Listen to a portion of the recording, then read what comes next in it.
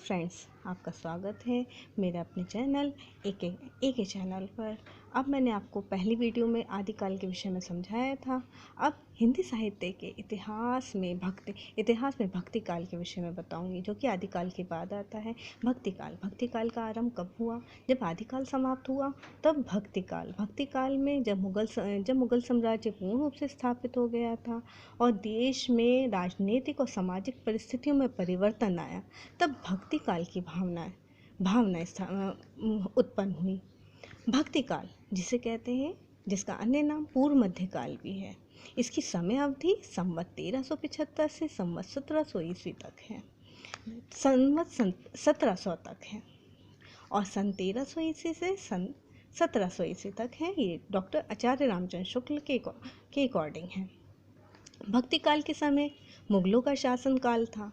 आचार्य रामचंद्र शुक्ल ये मानते हैं कि भक्ति आंदोलन के लिए राजनीतिक परिस्थितियां ही जिम्मेदार हैं। उनके अनुसार देश में मुसलमानों का राज्य होने पर हिंदू जनता के हृदय में गौरव और उत्साह का स्थान न रहा। अपने पौरुष से हताश जाति के लिए भगवान की शक्ति और करुणा की ओर ध्यान ले जाने के अतिरिक्त दूसरा मार्ग ही क्या था? वो भक्ति काल का उदय मुस्लिम साम्राज्य को मानते हैं, जबकि आचार्य हजारी प्रसाद द्विवेदी इस बात से सहमत नहीं है। वे कहते हैं कि यदि मुसलमानों के अत्याचार से भक्ति की भावधारा को उमड़ना था तो पहले उसे सिंध में और फिर उसे उत्तर भारत में प्रकट होना चाहिए था, पर हुई वे दक्षिण में। भक्ति काल की दो धाराओं में भक्ति काल को विभक्त किया गया है, जैसा कि मैंने चार्ट आपके सामने बना ही रखा है। भक्ति काल में दो धाराएं हैं, एक निर्गुण धारा है और एक सगुण धारा है। निर्गुण धारा का मतलब निराकार ब्रह्मा की उपासना करना, और सगुण यानी अवतारवाद या फिर साकार ब्रह्मा की उपासना करना। निर्गुण धारा में ज्ञानाश्रय या ज्ञान मार्गी कवि आते हैं, जैसा कि कबीरदास है। प्रेमाश्रय शाखा में जायसी आते हैं, जिन्हें सूफी संत भी कहा जाता है। जबकि सगुण काव्यधारा दो हैं, एक रामाश्रय और दूसरी है कृष्णाश्रय। रामाश्रय शाखा के कवि तुलसीदास हैं, जबकि कृष्णाश्रय कवि सूरदास हैं। तुलसीदास की रचना श्री रामचरितमानस है। तुलसीदास के काव्य में समन्वय की भावना है।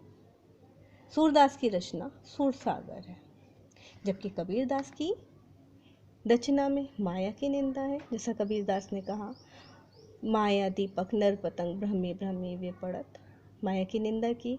तो कहीं कबीरदास ने गुरु की महिमा का वर्णन किया, गुरु गोविंद उखड़े काके लागो पाए, बलिहारी गुरु आपणे गोविंदियो बताए।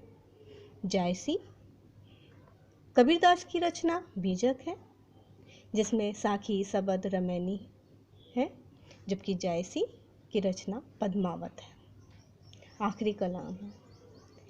इस तरह के प्रश्न एग्जाम में ज़रूर आते हैं कि पद्मावत किसकी रचना है, आखिरी कलाम किसकी रचना है, सूरसागर किसकी रचना है, या श्री रामचरितमानस के रचनाकार बताइए।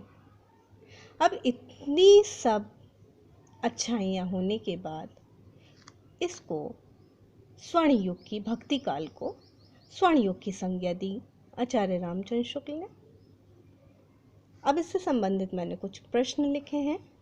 बच्चों, इसके प्रश्न आप अवश्य ही अपने आप से करके देखिएगा, इससे पता चलेगा कि आपको कितना सीखा आपने।